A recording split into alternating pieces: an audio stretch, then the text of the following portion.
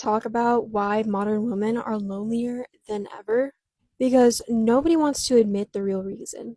I see it everywhere. Successful women with amazing careers, perfect Instagram feeds, but they're absolutely miserable and isolated. And I know because I used to be one of them. We were told that independence was everything, that we didn't need anyone, that needing people was weakness, so we built these perfect little walls around ourselves. We chose careers over relationships, being right over being loved, and proving ourselves over connecting with others. We pushed away anyone who tried to get close to us because we had to be strong. And now we're sitting in our perfectly decorated apartments, scrolling through dating apps, wondering why we feel so empty inside. We have everything modern feminism promised us, but we've never been more alone. Because the truth is, humans are wired for connection. Especially women, we need community, partnership, and deep relationships. But we've been convinced that wanting these things makes us weak or pick-me's. The loneliness epidemic isn't an accident. It's what happens when you tell women to reject everything that actually fulfills them. You can have all the success in the world, but if you don't have real connection, you have nothing. Our society is fetishizing dying alone and unloved. I don't know why all women act like there are no decent men in this world. Tons of people are obsessed with victimhood. I'm so tired of hearing about the male loneliness epidemic, so let's talk about the female loneliness epidemic, because we're experiencing one too. The one where men treat you like you're some fantasy object, and the moment they realize you're an actual human being with thoughts, feelings, and emotions, they're gone. Or when they want you for your body, but never have any intention of actually getting to know it or respecting it. Or when they want you for your emotional intelligence, even though they have no intention of ever reciprocating it. Or when they want you for what you can do for them, but they don't want you for who you are. That's loneliness. Crying yourself to sleep every night next to a partner who claims to love you even though his actions never follow his words, that's loneliness. Being too afraid to open yourself up to love and opening yourself up to men because we live in a world where SA, domestic violence, and femicide is so normalized, that's loneliness. The difference is that the male loneliness epidemic is self-inflicted and the female loneliness epidemic is self-preservation. Being lonely is better than being used. I've reached a point where I feel that it is entitled and not right for a man to have an opinion about wanting children. I'm not talking about a couple coming to the conclusion that they want children together. That is very different. I am talking about men feeling entitled to the opinion that they want children when all that they have to do is orgasm, and then somebody else bears all of the health risks, the responsibility, everything. And they are walking around not with a desire to have like children with their partner. They just want children. And they're like, are you going to sacrifice your body for me? You good with that? They expect somebody to do that for them. To walk around this earth wanting children when your only contribution is orgasm and you are expecting somebody to bear all of the responsibility for this and all of the risks, and you're just expecting somebody to give this to you, that is the most entitled, privileged thing I can ever think of. If the situation was reversed, women would not be doing this. So remember, I don't know, those of you who watched another show that we did recently, where I talk about how they're coming for the dads. So it's not just about now, man hating where they hate, the guy that they are messing with, or they hate the guy that they're, in a relationship with, or they're hating. Then it shifted over to like the hating of the husbands, right? Now it's the dads, right? Ooh, can't stand the dads. So she's actually saying she can't stand that you guys out there, because you can't biologically carry a child like we can, you're not entitled to say that you want children. Can you imagine the psychosis going on in this woman's head? Let's just think about it for a second. Now, why is this happening? So there's an important point here. These women have been trained, they've been brainwashed, and they've been trained to hate their own biology, right? They're resentful of their own biology. Now, why is that? Because they've been told that their biology turns them into a slave, right? Oh, you're just going to be a housekeeper and a maid. That their biology is somehow enslaving them to the life of mom, which is going to keep them from working and keep them from making money. They bought into all these talking points that somehow, because they have a female anatomy, female biology, that they are now limited in capacity, that they are less than, that they are weaker, all these things. Now, we are weaker in many respects, but there's nothing to be embarrassed about, right? We aren't as strong as men physically. We all know that. Rational people can just 2 and 2 is 4, honey. But they're resentful of that reality. So now they feel like guys have no opinion, right? They're not allowed to have an opinion about anything that they can't do themselves. So I would ask her also, does that flip the other way too? Right? So should women not be allowed to have an opinion on things they can't do themselves? Because last I checked, all of you ladies want to have an opinion about everything. You're entitled to have an opinion about everything, but a guy's not entitled to say, hey, I want to be a dad. They want to take everything away from these guys because they're so they're resentful of their own biology, and B, they're jealous. They're jealous. These are women that are so die hard to compete with men. They're so die hard to do everything that a man can do just the way a man can do it, even if their own biology tells them they can't do that. They're so angry about that. They're so twisted about that that it's coming out in these bizarre ways, right?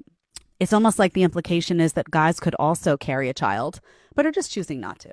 And instead, they want you to do it. Guys can't carry children. Honey, the beauty of this is that men and women are supposed to come together, right? And it's a beautiful thing. Any good man out there, any quality man out there will say that a woman's ability to have a baby, to grow a person inside her body is the most incredible, magical superpower thing that a woman can do. They honor it. They respect it. They love it. They love their women even more. They find, when their wives become pregnant, they find it super sexy and yummy, right? You're growing a child. It's amazing, right? Any good quality man is going to acknowledge that. But a lot of these women, they see it as, ugh, this is baggage. This is going to weigh me down. Because they've been brainwashed. They've been told time and time again that all of these things that make them a woman are weak, are less than, and they have to ditch all of them in order to be able to compete with a man and a man. It boggles my mind that there are women who literally think raising kids is somehow lesser or not a noble use of your short time on this earth. But oh well. I think that part of the reason why so many women have decided not to date men or are being very selective and very intentional is because it's not possible to love yourself and a man at the same time. Most men will not allow that. So many men have put us in a position now where we have to choose. And because we have freedom and because we can make our own money and because we have the ability to create the life that we want without a man, we're choosing to love ourselves, even though we are capable, could, and are interested in loving ourselves and a man. But 99%, I'll say, of men simply cannot allow a woman to love herself and him at the same time. Women created this mess themselves. You set your standards so high that no average man could ever keep you happy. Now you say, men don't let us love ourselves? No, you just can't love anyone but yourself. So why do you think that men are depressed? Colin, I've been thinking a lot about this male loneliness epidemic or male depression, whatever you want to call it. And I was really curious. I was like, is there a female loneliness epidemic? But then I got to thinking, I think the reason we can identify male loneliness is because we haven't been able to identify female loneliness. Because the symptoms of loneliness are pretty similar to the symptoms of like a depression, You're very withdrawn from society, you have low motivation, you're indulging in maybe habits that aren't healthy, etc. And I think the reason we haven't been able to identify this with women is because women actually feel the most themselves when they are alone. Because when they are alone is the only time that they are not performing. Because there are so many expectations of women, whether it's from looks or behavior or body count, whatever, all of these things that women are expected to fit into this mold. Or even just the physical dangers of going outside. We're seeing this with New York. There's a lot of assaults of women going on just in the streets for no reason. That women only now feel safe when they are at home by themselves. And then this retreating back home becomes a pattern. And so they start to associate this loneliness and this depression with their real selves because they're like, oh, that person out there that goes out into the world, that's not my real self because I can only be my real self when I'm at home by myself. So we see these like Sofia Coppola like inspired imagery of girlhood, and we see these like messy rooms, we see this loneliness, we see this depression, this writing in the journal, this deep, deep, deep introspection, and we're like, oh my God, that's girlhood. That makes me feel like that's me, you know, that's how I really, really feel. But if we really look at that, that is depression. That is women not necessarily feeling their most fulfilled lives. They're not like surrounded by like safe people that they enjoy. They don't feel like freedom of expression all the time. They don't feel like they get to look and be whoever they want. So then when we see men retreating into this loneliness, it's so much more drastic because their loneliness has such a negative connotation on it. There's no pros to them being lonely because they get to go out into the world and feel a lot more safety in themselves. They're not as highly ridiculed and observed the way that women are. And I bet if you asked a lot of women, they would still say they prefer the loneliness and depression of being home by themselves to what it takes to go out into the world. So they now see that that choice is them kind of being their real self, you know, but it's a depression and it's a loneliness, and we've only been able to identify it because it's happening to men now. Crazy! Women will twist any narrative to play the victim, even when they caused the problem. Instead of self-reflecting, they point fingers, rewrite history, and blame men for outcomes they engineered. The truth is, men checked out because they got tired of being the villain in every story women script to avoid accountability. Whenever I hear about the male loneliness epidemic, I think about something my therapist has said to me. Oh, good, therapy, that'll help this guy. You do want to help him, right? Historically, women have always had to have endless empathy for men. In the 50s and the 40s, women would snap, and that's when they would get thrown into like an insane asylum. So society was unfair to women 80 years ago, okay? Since we're all collectively deciding to no longer be endlessly empathetic, we can maybe put all the men who complain about the loneliness epidemic in the insane asylums. So first of all, it's not really a loneliness epidemic. It's an epidemic of what men do when they become terminally lonely. Second of all, the men from the 40s and 50s are not the ones lonelying themselves. They've been lonely for a while. When you say this to women, they usually say, yeah, but there are still some guys today who are not being very nice to women. And that's true, but they're typically not the same ones that are lonely. So really, there's very little overlap between guys from the 1940s and guys who have hurt you in your life and guys who are lonelying themselves at the fastest recorded rate. And I think that seems obvious, but some women seem not to care. So that would mean that these guys are guilty for what they did, or for what they did, or you just don't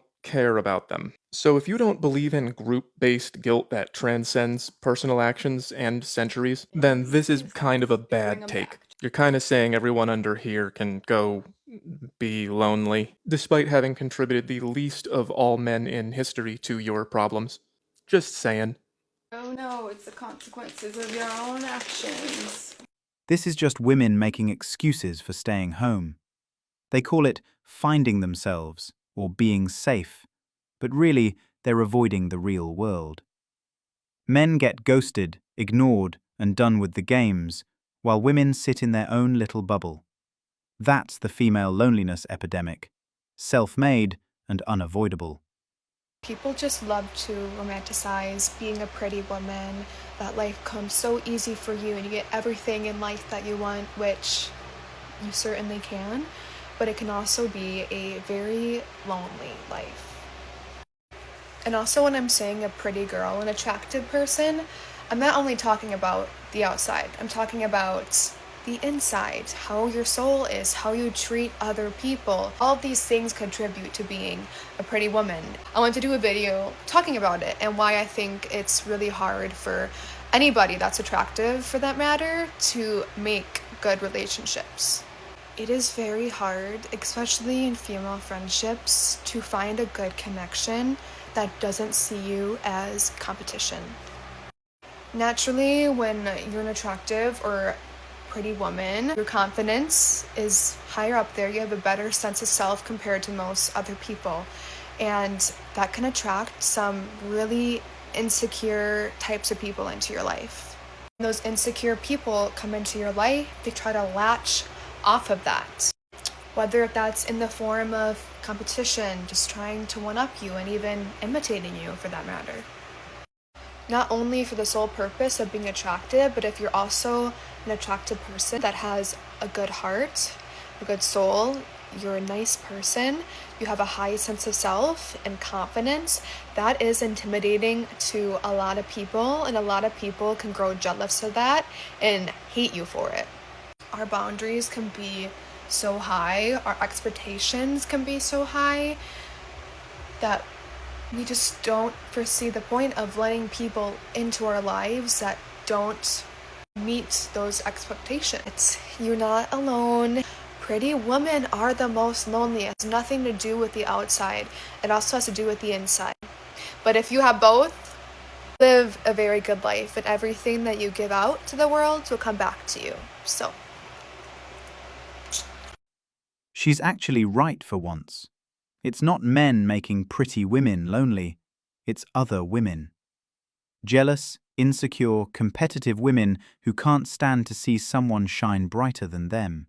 I'm really curious if anyone else in LA feels like you have a social life, you have friends, but you really just feel so lonely, like all the time. There's always so much going on. You have people to talk to, you have people to hang out with, but at the end of the night, you come home and you're like, did any of those people actually really care to get to know me, like for who I am? Do I actually really even know any of them? Luckily, over time, I've made amazing friends here, but making friends here has not been the same as making friends in Seattle where I grew up. There's things about LA that I love so much more than my hometown. There's something about this place that just makes me constantly question what is real and what is not. I don't know how else to describe it other than being on a movie set 24/7 and you don't know when the cameras are rolling and people are in character or when they're not. I think in order to be really happy living here, you just gotta find the real ones. Like you have to find the right people, and it's not always easy.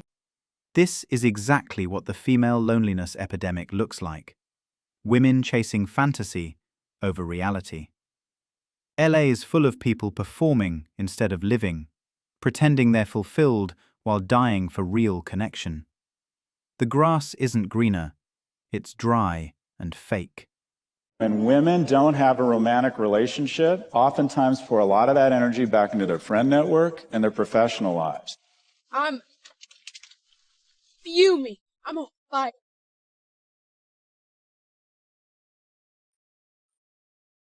Care more about you than you care about me, and that's how it's always fucking gone!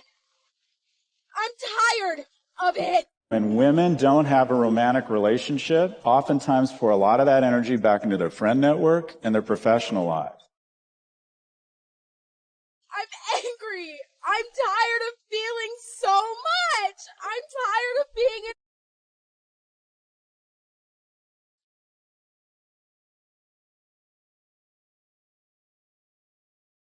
This proves that if a person tells a lie for so long, they will start to believe it. You say women are going after men in prison because their options are low. You're going after men in prison because you're only a bad bitch online. See, you can't carry that filter around with you in the real world. All the things that y'all say online is just talk. Sprinkle, sprinkle. You don't want no broke man. But the men that you really want don't want you. So all you got left is the broke men who are in prison that you have to take care of. Meanwhile, you're sending him money, sexy pics, not knowing that he got 3 other bird brains just like you doing the exact same thing. You think just because you holding him down while he locked up that he gonna get out and love you like no other man. You sending him money, going to see him every week. Then, when he get out, he go right back to his baby mama, the woman that he really loved. See, that's who he really wanted to be with. Then after you realize that you got played by a prison pookie, you back on TikTok talking about all men ain't shit. And it's not that all men ain't shit. It's just that those men that you want, those men that you don't qualify for, to them, you are not shit. That's why you're looking for love after lockup. You just prove that there is a female loneliness epidemic because you are looking for love from men who are locked up. This is the sad truth. Women screaming, "No broke men," end up wiring cash to inmates. You wanted the fantasy so bad, you settled for felons instead of facing reality. Here's something that I don't see anyone talking about, and it's the female loneliness epidemic. I just turned 23 and I am officially done with looking for new friends because nowadays girls are fucking impossible to make friends with. And before you call me a pick me, hear me out. In my experience, young women today do not know what it means to be a friend. They expect everyone, including other women, to chase them the same way men chase them romantically.